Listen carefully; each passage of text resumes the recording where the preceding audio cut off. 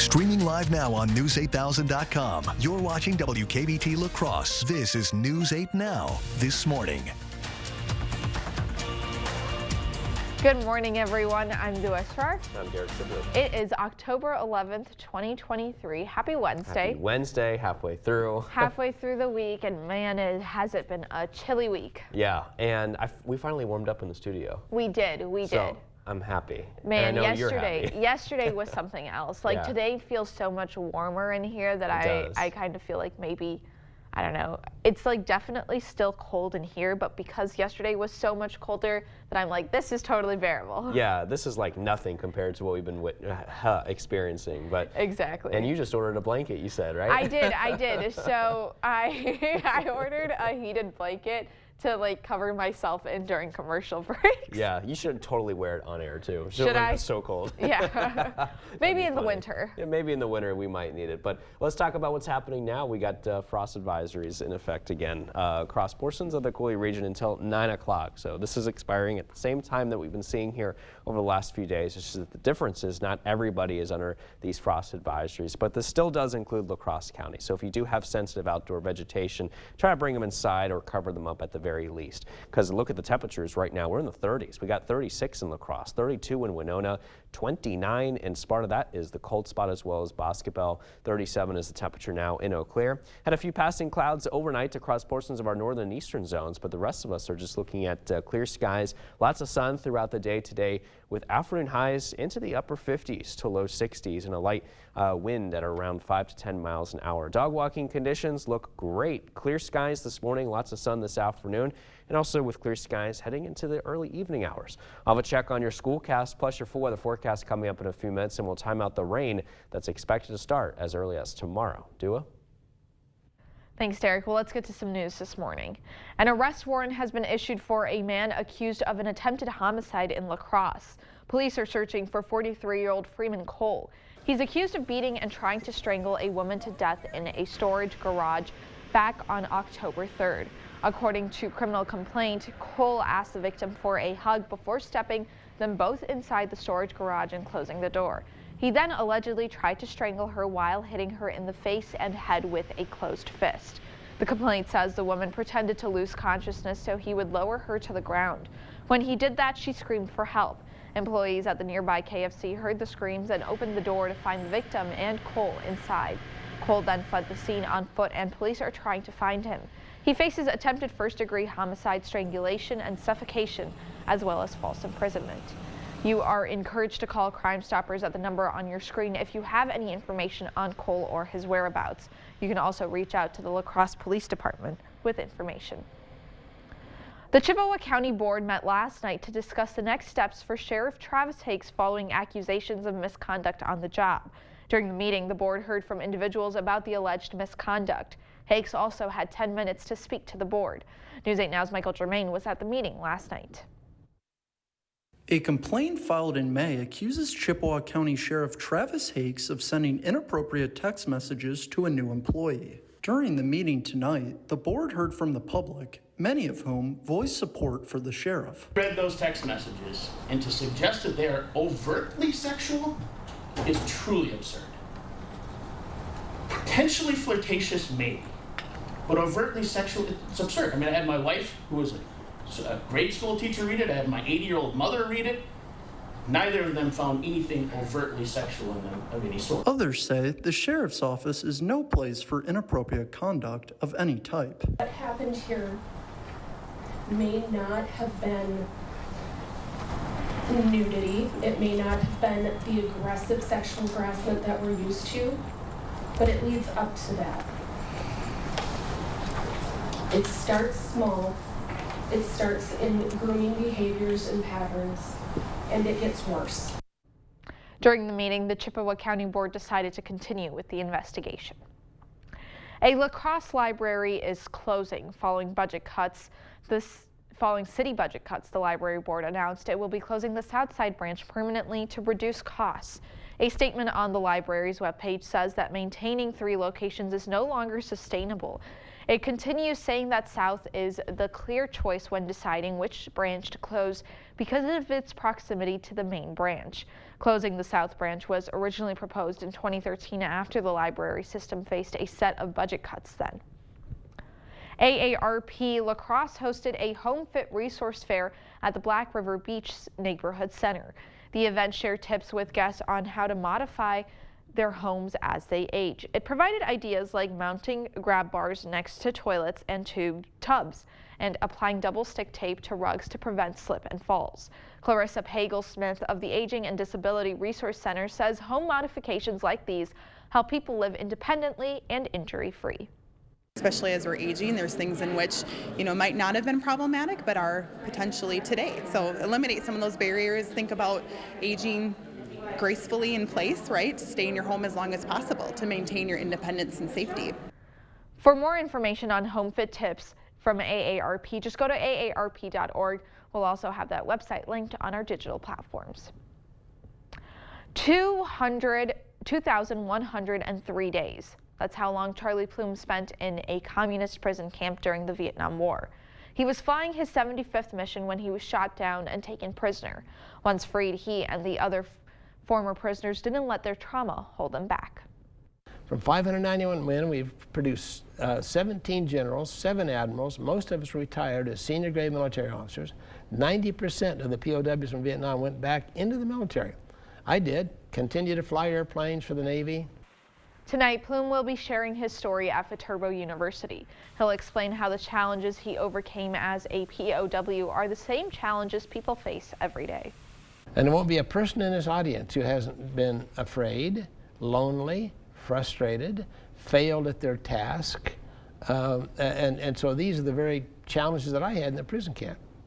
Plume's lecture is free to attend and everyone is welcome. It will also be streamed live on Viterbo's Facebook page. There will be a question and answer session after Plume's talk. It starts at 7 in the evening at the Viterbo University Fine Arts Center main theater. Every year, Rod's Ride on Power Sports hosts the Thunder Ride to help area kids with juvenile diabetes. According to the Thunder Ride website, the goal of the ride is to symbolically experience the struggle that kids with juvenile diabetes have to go through. Yesterday, Rods presented a check with the proceeds from the ride to the Gunderson Health Foundation and Mayo Health Systems. A Gunderson representative says it's hard to put into words how important this donation is. It's almost invaluable to our community and our patients. The commitment they've made to supporting Gunderson Health System and the Gunderson Medical Foundation, it's tough to put a value on that. This year, the Thunder Ride raised a little over $47,000. The money will go towards providing equipment that is key to treating juvenile diabetes to families in need. Lewy body dementia. It's one of the most common causes of dementia, affecting about 1 million people in this country. It affects both the brain and body. A person's ability to think and move around slowly breaks down, and there's no cure. When one La Crosse man was diagnosed, he thought it was a death sentence. But a special hobby is helping keep his mind sharp and his heart full. Nobody said I was any good with switches. Mike Rankin's always had a problem-solving mind. 41 years as an engineer with Trane will do that. Mostly designed test facilities, designed around how to wreck stuff. A sharp mind, dealt a dementia diagnosis 9 years ago. I didn't realize it until after I did some work at the clinic. To have somebody tell you you've got dementia and there's no cure, and that was difficult. Mike would start to notice it in everyday tasks. My fingers don't work like they should. He came home and he got very depressed for a little while. But his wife Cynthia told their daughters that if Dad was going to make it, we got to come up with something for Dad's engineering brain. And the youngest daughter found these 3D wooden puzzles. They ordered a few, shipped from Japan to La Crosse, and Cynthia sat Mike down. You need something to do. You're not going to sit in front of that television. But he quickly discovered they let me use my mind. And for several years now, he's been building countless vehicles, clocks, even a gramophone. They don't always fit like they're supposed to, so I have to sand some of them and then wax them. Each one these days taking about 6 to 8 weeks. I couldn't get over how many he did. Loved ones say it's helped his mind delay the disease. And we were told 2 to 7 years when he was diagnosed, and it's been 9, almost 10 years. In the last couple of months, the caregiver has to be the one to put the pieces in the right place. His muscles are starting to not be as strong anymore. So there's some mornings that Cindy has to help me just kind of motivate him. But Mike keeps on churning out puzzle after puzzle, each one giving a strong reminder. Don't sit in front of the television. There's lots of things to build, lots of things to do.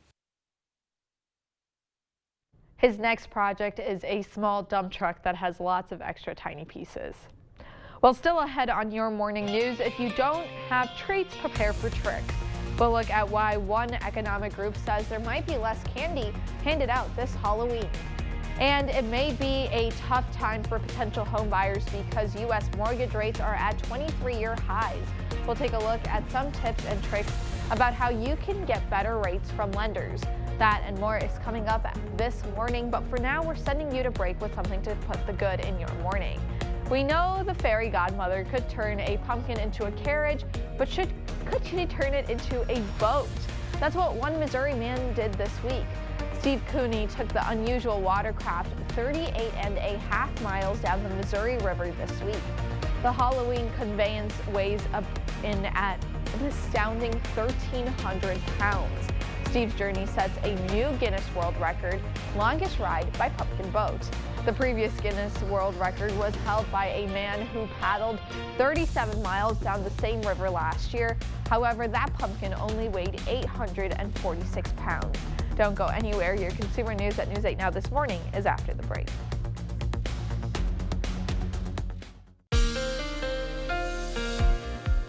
Frost advisories are in effect once again across portions of the Coulee region until 9 o'clock this morning. So if you do have any outdoor sensitive vegetation, it's a good idea to go ahead and try to bring them inside, or at least at the very least you can try to cover them up so they're not completely exposed to the cold temperatures that we're experiencing this morning. We got highs in the 60s today in La Crosse County with 63 in Berry Mills and 64 in Maduro. We're looking at 62 in Viroqua today, 65 degrees if you're in Soldiers Grove though, and 63 in La Crescent. We're looking at 62 today in Arcadia.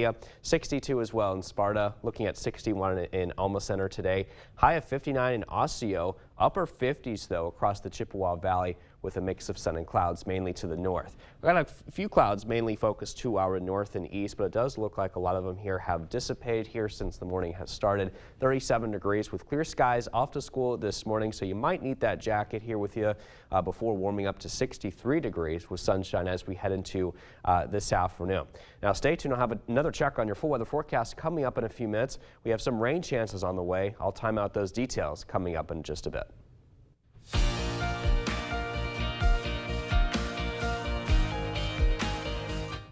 In your consumer news this morning, dentists may be a little less busy this fall. The reason? New data suggests that less candy will be handed out to trick-or-treaters this Halloween. According to a survey by the Sales and Research Group, 40% of U.S. adults say rising prices will impact the amount of sweets they buy. As we've previously reported, inflation is causing more people to cut down on non-essential spending. Experts say a tight sugar supply is also contributing to higher candy costs. Along with bad news for kids treats, a popular adult treat may be in trouble. Your favorite beer may soon taste different as global warming affects its key ingredient, hops. That's according to the Global Change Research Institute. As temperatures rise, hops ripen earlier, which disrupts harvest schedules. The group says hops yields may drop as much as 31% by 2050. Lower supply could prompt brewers to use other ingredients, causing a change in flavor. Potential home buyers may have a hard time finding a home that will fit within their budget due to high mortgage rates. According to Bankrate.com, the average U.S. mortgage rate is at its highest level in 23 years, sitting just above 7.5%. Mike Valerio has some tips and tricks that may help home buyers get a better rate from lenders. Americans are feeling the impact of inflation in most areas of their lives, but getting a high mortgage rate now can make a big dent on your bank account for decades. The average U.S. mortgage rate is 7.49%, the highest level in 23 years. You're not going to get 4%, but you can make sure that you're getting the best rate that's out there. Greg McBride with Bankrate.com says there are a few things you can do to show lenders you're a low risk. Make sure your credit report is accurate and do everything you can to increase your credit score there. That means pulling copies of your credit reports and getting incorrect information removed from that report. He says it's good to shop around. Ideally, you want to compare quotes and you want to put in an application with as many as 3 different lenders and do so as close to the same period of time as possible. You want to do all those on the same day. That way you get a real apples to apples comparison, not just on the rate that's available, but also the fees that the lender is charging. After doing your research, if the numbers still don't work for you, you may want to hit the pause button on purchasing a new home. Another couple of years of paying down debt, boosting savings, maybe another promotion at work that boosts your income could put you in a position where home ownership is much more tenable a year or two from now than it is today. Well, that's it for your morning consumer news. Let's check in with Derek and get today's forecast.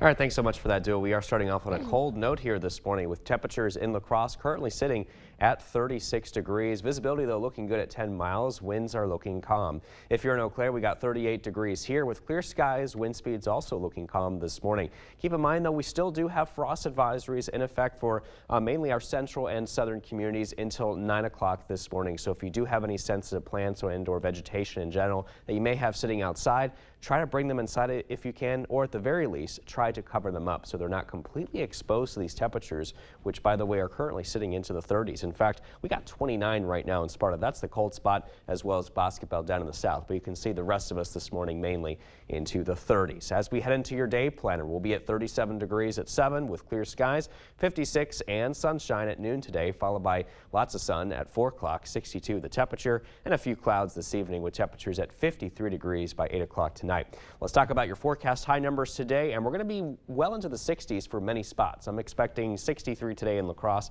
but 59, a little cooler here for you if you're into the Chippewa Valley around the Eau Claire area. So a few clouds will continue to move across our northern communities here this morning, but then as you can see, as the day goes on, we're looking at those clear skies, and we're expecting a pretty clear day for most, if not all, locations across the Coulee region here for us to work with. But we're going to start to increase the moisture here a little bit as we head into overnight, with some cloud cover developing down to the south. I think the rain stays mainly to the south of us overnight, but it will start to move into our general direction, though, as we head into early tomorrow morning, starting with our southern communities and then moving their way towards the north as we head into tomorrow afternoon, especially by tomorrow evening. We could be looking at some showers here moving their way across the area as this low pressure system continues to develop and take shape here by the end of this week. So as we head into tomorrow night into early Friday, we are going to be looking at widespread rain showers moving in across the area, and some of those showers as they move in here for Thursday and Friday could result in some heavy downpours here at times as well. And you can see we're going to be still dealing with this low pressure system as it moves into the Great Lakes region by Friday night, and still spreading some widespread showers across portions of the News 8 Now viewing area by that point as well. As far as rainfall totals, anywhere between that 1 to 2 inch mark with locally higher totals, certainly a possibility. So that's exactly why we have some really good rain chances in the forecast here as we head into Thursday, Friday, and we may even see some rain here that could linger as we head into early this weekend on Saturday before it begins to taper off here later this weekend on Sunday. And then as we head into the start of next week, we got partly to mostly cloudy skies, high temperatures mainly into the 50s over the next several days, and lows mainly in the 40s. All right, stay with us. We're back with much more news and weather still to come on News 8 Now this morning. For now, we're sending you to break with a look what happened on this day in history for October 11th. We'll be right back.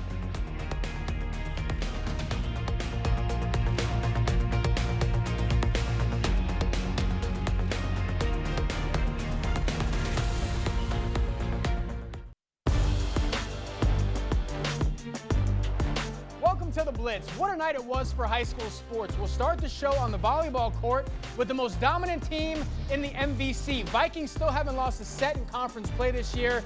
They were looking to keep that perfect conference record intact. Regular season finale for the Vikings last night. They were at Logan taking on the Rangers. Holman taking the first set, looking good in set 2. Izzy Jar doing what she does best. Vikings up 1, but the Rangers respond in a big way. Ava Detweiler going up strong. Her shot's too hot to handle. Logan goes up 4. Vikings answer back though. Give and go, working to perfection. Jar drops another one in. Holman goes back in front, and the MVC champs keep it that way. Melissa Hoff's back in the lineup. The senior hasn't missed a step. She's pumped up. Vikings cap off the regular season with a sweep as Holman finishes a perfect 12-0 in conference play.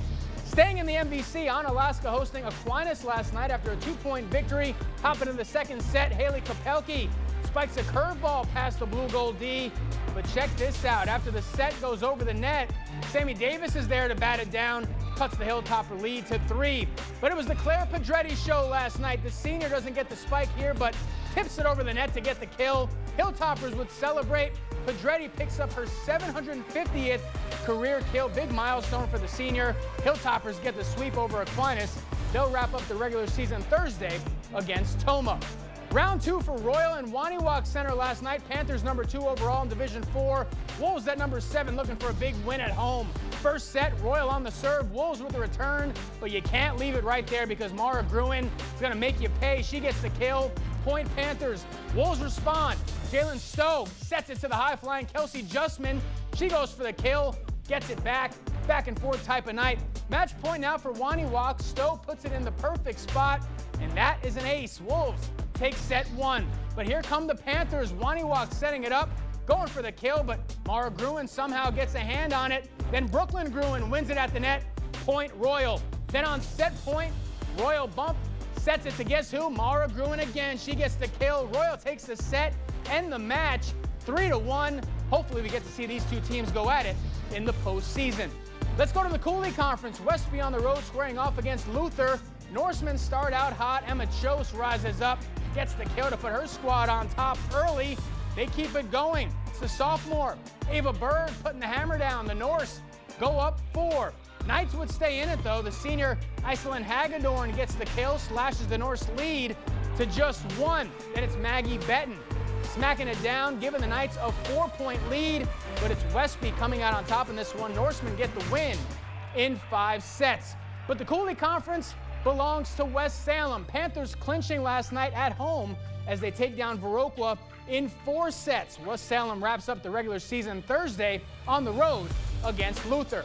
To the pitch we go. Tomah already wrapped up the MVC crown, but they put their undefeated record on the line against Holman. First half, Tomah's Ty Richards going to win this ball, but check out the footwork, keeps the ball moving, then uses that right foot to kick it into the back of the net.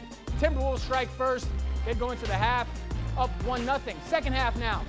Thomas Lisi winning the ball on the tackle, then makes the perfect through pass to his guy, Ty Richards. Richards is going to take this ball all the way down, sends it right into the net. Tomah gets the win 2-0. They end the regular season without a loss. Let's head over to Field for Kids. Aquinas taking on Central. Action started early in the first half. Rodan Staffaroni taking a touch before sending it down and puts Central on the board. From the far side of the 18 now we go. Devin Wilkerson is going to send this one flying past the diving keeper. We'll be seeing more of him in this one. Wilkerson was just heating up despite the cold weather, puts another goal on the board here for Central just before the half as they go up 3-0. To the second half we go now. It's Wilkerson again, this time on the outside of the box. He could not miss last night. Hat trick for number 10. Riverhawks win this one 5-0, your final score. That's going to do it for the Blitz. We'll see you tonight. You're watching News 8 Now. Expect more. This morning, there are new and disturbing details on the deadly surprise Hamas attack on Israel 5 days ago. Israeli military and civilian officials have now confirmed to CBS News reports that children were among the victims beheaded in the Hamas attack on one community. Israeli Prime Minister Benjamin Netanyahu has declared war. So far, more than 2,000 people have died since the fighting began. The White House confirms that at least 14 of those killed were Americans. CBS News correspondent Naomi Ruckham has the latest on the conflict from New York. Israel conducted hundreds of airstrikes on suspected Hamas targets late last night into this morning. Attempts by Hamas to launch rockets into Israel were mostly intercepted by Iron Dome defense systems. Military officials say dozens of Israeli battalions have been stationed near Gaza in preparation for a possible ground assault. Israel is also sending tanks to its border with Lebanon. We've never seen such savagery in the history of the state. Israeli Prime Minister Benjamin Netanyahu and President Joe Biden discussed U.S. support yesterday. We will make sure Israel has what it needs to take care of its citizens. The first U.S. shipment of weapons has already arrived in Israel, and defense officials say a small group of U.S. Special Forces are on the ground there to help with planning and intelligence. Meanwhile, in Gaza, residents search for survivors of the latest Israeli air attacks. The United Nations says 200,000 people in Gaza have been displaced since the conflict began. The Department of Homeland Security is urging the public to be vigilant, though there's no intelligence of threats related to the fighting between Israel and Hamas. Secretary of State Anthony Blinken is expected to travel to the region later this week. A former conservative Wisconsin Supreme Court justice is advising Republicans to not impeach one of the court's liberal justices. In an email, former Justice David Prosser told Assembly Speaker Robin Vos to not pursue impeachment against Justice Janet Protasiewicz. Prosser was part of the three-person panel Vos put together to review the possibility of impeaching the court's newest liberal justice. Vos and other Republicans have raised the idea of impeachment if Protasiewicz did not recuse herself from a redistricting lawsuit due to her past comments calling the legislative maps rigged and unfair. Last week, Protasiewicz decided to stay on the case. On Monday, Vos said he thought Protasiewicz should recuse herself but did not mention impeachment. Governor Evers has filed a motion to become a party in the redistricting lawsuit. The motion argues that Evers' intervention is warranted in this case because redistricting, quote, squarely involves the governor. A sweeping bill tied to the governor's office is getting a public hearing. Later today, a state Senate committee that includes Unalaska Senator Brad Pfaff will take up the legislation addressing the workforce and child care. The governor had called a special session last month to take up the topics, but the legislature gavelled in and out after 20 seconds. The state has a $4 billion surplus. Governor Tony Evers has called for $340 million of that to continue the Child Care Counts program, which directly funds child care centers. That was a pandemic-era program, and federal dollars for that will dry up in January. Republicans have opposed Evers' plan and written their own bills that loosen child care industry regulations, like allowing 16-year-olds to serve as child care providers. Democrats say rural Wisconsin already doesn't have enough licensed care centers, and without child care counts, more centers will close and parents will have fewer options. Parents are either not able to be in the workforce or they're turning to unlicensed care. And in both cases, we want to help those parents out. I am glad that there's different proposals that have been brought forward. I surely do hope we can move forward. The Center for American Progress reports that in Wisconsin, 79% of mothers with young children participate in the workforce, and 68% of rural families live in places without enough licensed care. Now here's Derek to tell us what to expect for our morning commute.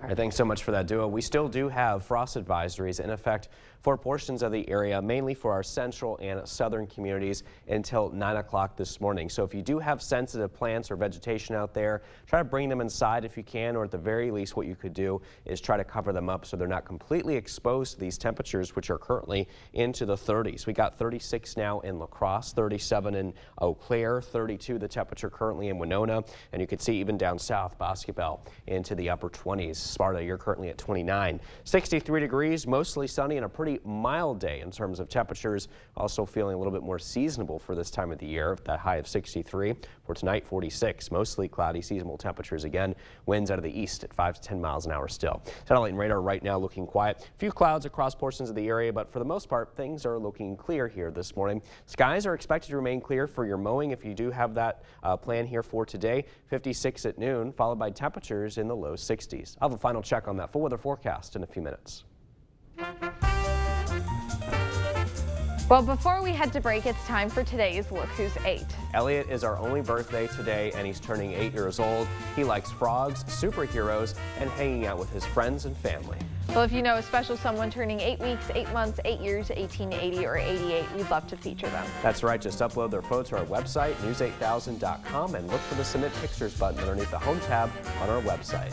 Stay with us. We'll have the co-director of the La Crosse Adventure Film Festival, Keaton Abbing, and Rivoli Theater co-owner Clara Gillette in studio to talk about their upcoming film festival.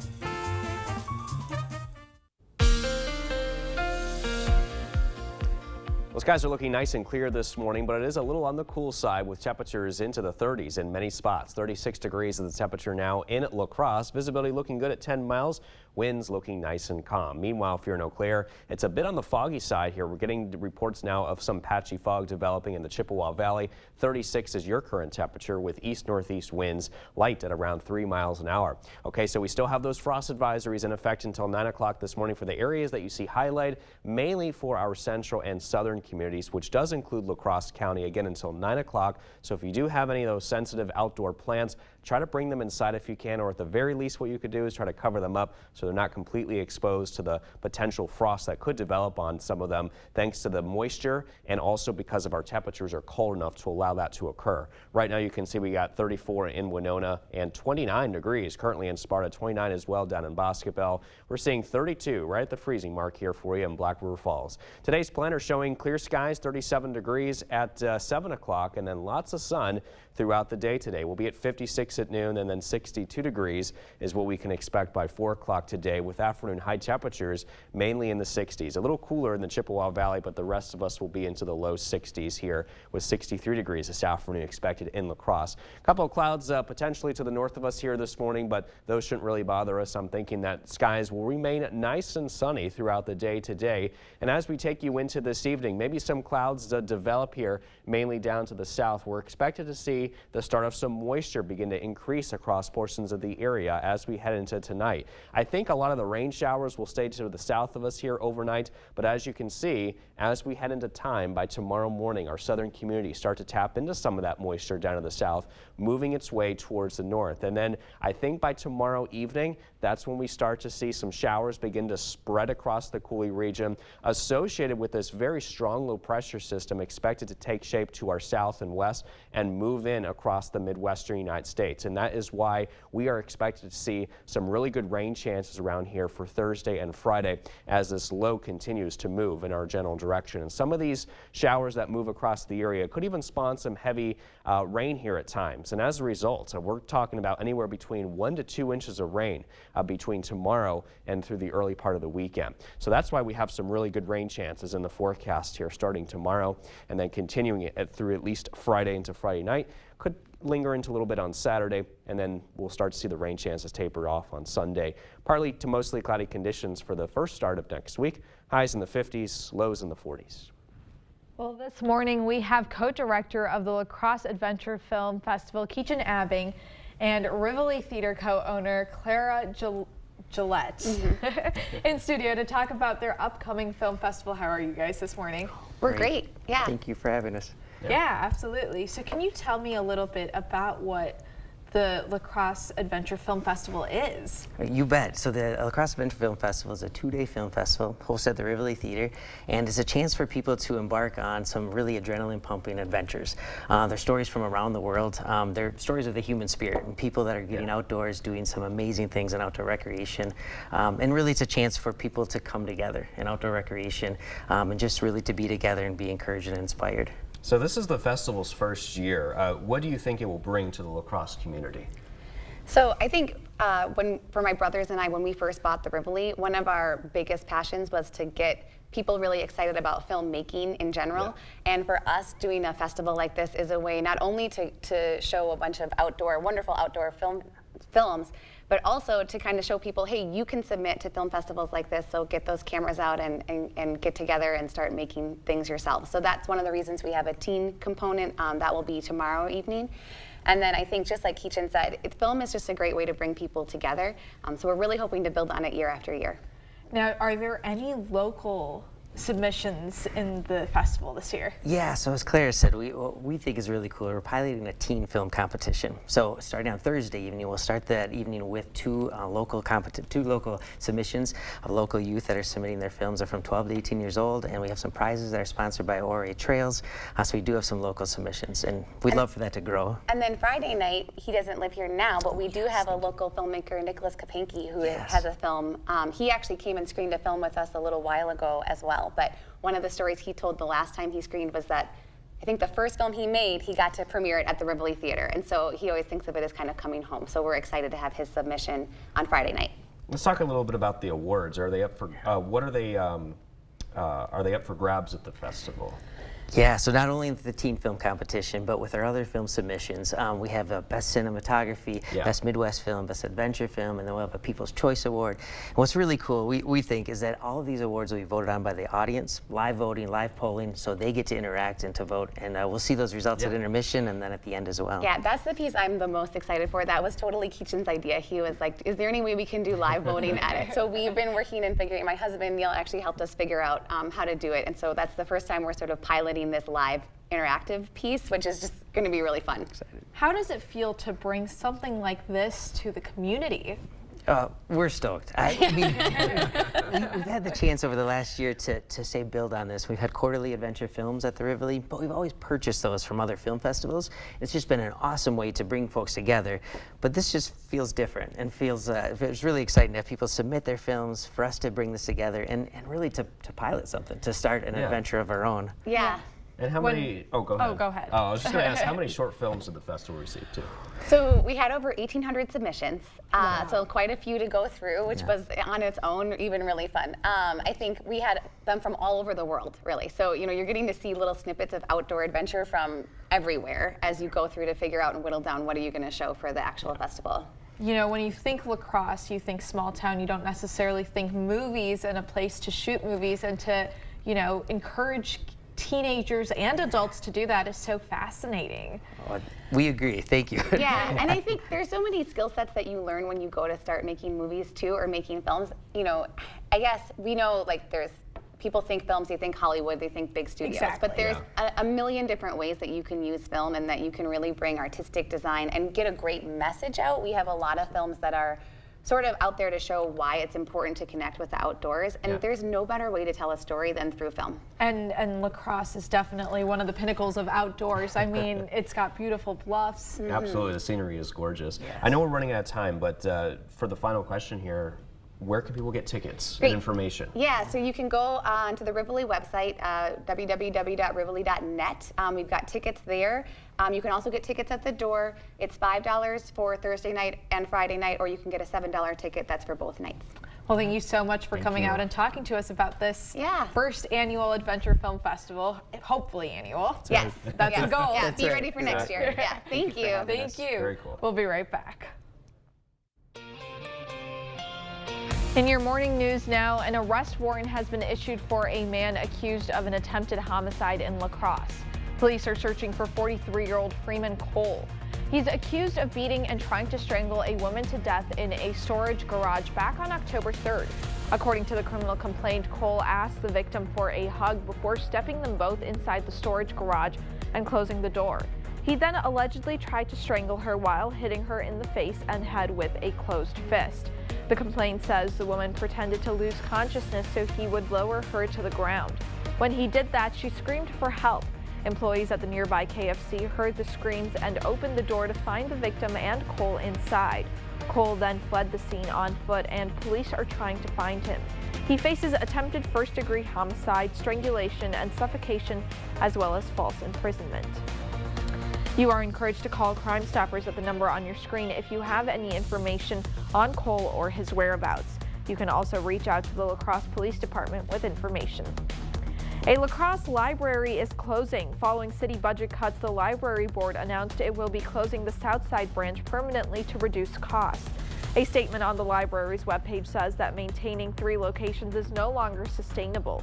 It continues saying that South is the clear choice when deciding which branch to close because of its proximity to the main branch. Closing the South branch was originally proposed in 2013 after the library system faced a set of budget cuts then.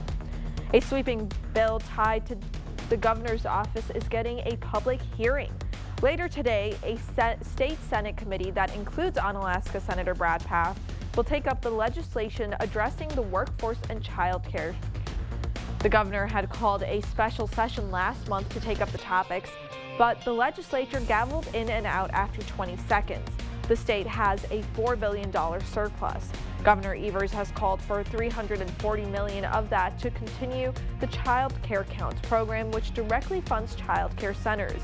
That was a pandemic-era program, and federal dollars for that will dry up in January. Republicans have opposed Evers' plan and written their own bills that loosen child care industry regulations, like allowing 16-year-olds to serve as child care providers. Democrats say rural Wisconsin already doesn't have enough licensed care centers, and without child care counts, more centers will close and parents will have fewer options. Parents are either not able to be in the workforce or they're turning to unlicensed care. And in both cases, we want to help those parents out. I am glad that there's different proposals that have been brought forward. I surely do hope that we can move forward. The Center for American Progress reports that in Wisconsin, 79% of mothers with young children participate in the workforce, and 68% of rural families live in places without enough licensed care. Every year, Rod's Ride on Power Sports hosts the Thunder Ride to help area kids with juvenile diabetes. According to the Thunder Ride website, the goal of the ride is to symbolically experience the struggle that kids with juvenile diabetes have to go through. Yesterday, Rods presented a check with the proceeds from the ride to the Gunderson Health Foundation and Mayo Health Systems.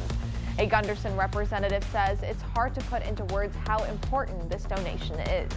It's almost invaluable to our community and our patients. The commitment they've made to supporting Gunderson Health System and the Gunderson Medical Foundation, it's tough to put a value on that. This year, the Thunder Ride raised a little over $47,000. The money will go towards providing equipment that is key to treating juvenile diabetes to families in need. And as you head out the door, keep in mind that we still have those frost advisories in effect until 9 o'clock this morning for the areas that you see highlighted there on your screen. So just make sure to try to protect those plants if you can by bringing them inside, or at the very least covering them up so they're not completely exposed to those temperatures through at least 9 o'clock. After 9, temperatures warming up into the 50s and then the 60s here this afternoon. Lots of sunshine as we take you into your 8-day forecast. We got changes coming, wet changes that is, lots of rain chances in the forecast starting tomorrow and continuing through at least early Saturday. And then after the rest of the weekend there, looking at some drier conditions, highs in the 50s, lows in the 40s. We're definitely edging towards that cooler temperatures, and before you know it, Winter's here. there will be snow on the ground. It's the Midwest way. Yep, not looking forward to that part. Yeah, fall is a very short season here, which kind of makes me sad. I love fall, but man, the temperatures right now even, especially earlier this week when it was in the low 30s, felt like it was just cold in winter. Yeah, luckily we shouldn't see the 30s for a while, but that's good news. After today. Good news. Well, thank you for watching News 8 Now. We'll see you back here later today at News 8 Now at noon. Have a wonderful Wednesday.